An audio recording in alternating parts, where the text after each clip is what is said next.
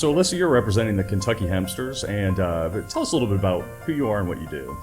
So the Kentucky Hempsters was founded as basically a voice for the re-emerging hemp industry, and through that we found how important our history and our heritage was through that. So we actually formed a separate organization, the Kentucky Hemp Heritage Alliance, in order to be able to promote our state's rich hemp history and our heritage, to educate people and get them involved and inspired for the potential of the future industry here in Kentucky.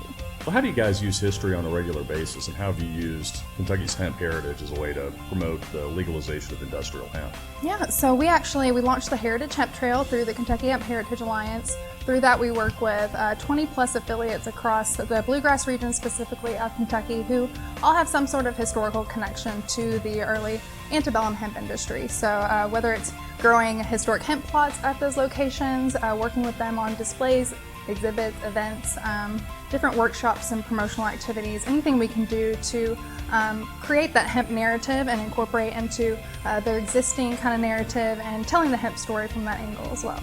What are some of the historic sites you've worked with specifically in the past, and also who are you hoping to work with in the future? Sure, so we probably our two main partners we've worked with were Ashland, the Henry Clay Estate in Lexington, and also Farmington Historic Plantation in Louisville.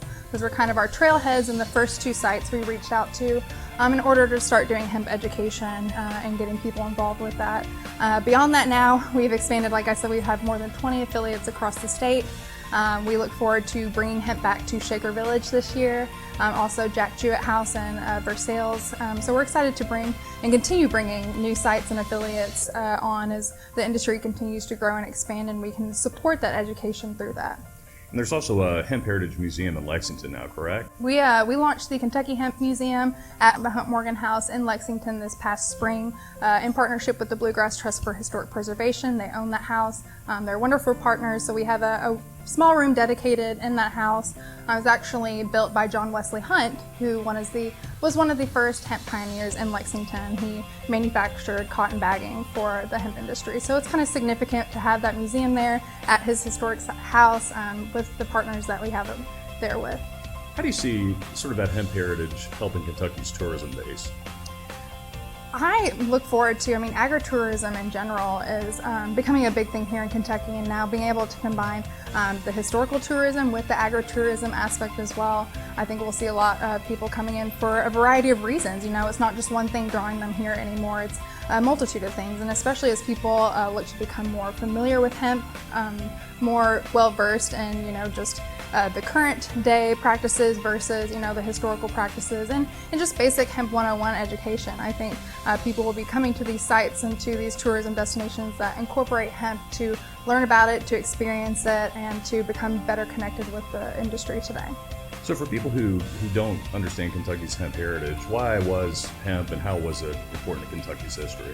Oh yeah, hemp was here, before Kentucky was even a state. Pioneers brought it here. They used it for the fiber to make pioneer necessities, rope, clothing, textiles, and then it became our number one cash crop throughout the 1800s. And even up to World War II, hemp was, one of our number one, if not usually our number one cash crop. Is used for a number of different things historically. And now what's so great is just the number of markets and opportunities that are available for us today. Knowing how important and impactful hemp was historically with, the limited markets for the bagging and the rope.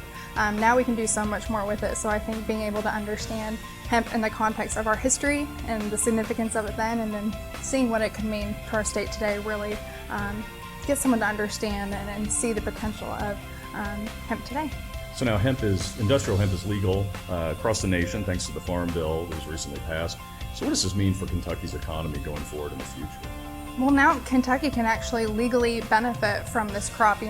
For the past 5 years, it's been for research and development. Farmers didn't have access to crop insurance, federal funding, any grant support, things like that. So now that those restrictions are off, Kentucky farmers now have access to that. I think we'll see a lot more money coming in, investment-wise, capital, for manufacturing, things like that, support, and then we'll also see more money returning from sales and products and things like that. So I think we'll see a big economic boom, starting with the agriculture industry into the manufacturing, transportation, shipping, and what have you. So do you think that focusing on this type of history, whether it deals with sustainability or the environment or agriculture, is that an easy way for us to bring in younger audiences and get them interested in history? Absolutely. I think the trends now, towards millennials and the younger generations is to look for more sustainable, eco-friendly options that are better for our earth, better for our bodies, and are beneficial to us and our economies for the right reasons versus the wrong reasons. So I think, personally for me, that was something that drew me into the industry, was the sustainable component of it, also the agricultural and just the economic, and then also the opportunities that are available now. This is a brand new industry. We're on the ground floor of it. So I think and hope that young people will look at this as kind of an open playing field that they can really dive in. So as you've done advocacy work dealing with the legalization of industrial hemp, you've essentially had to become a historian yourself and really dig into the history of this product. So what's that experience been like?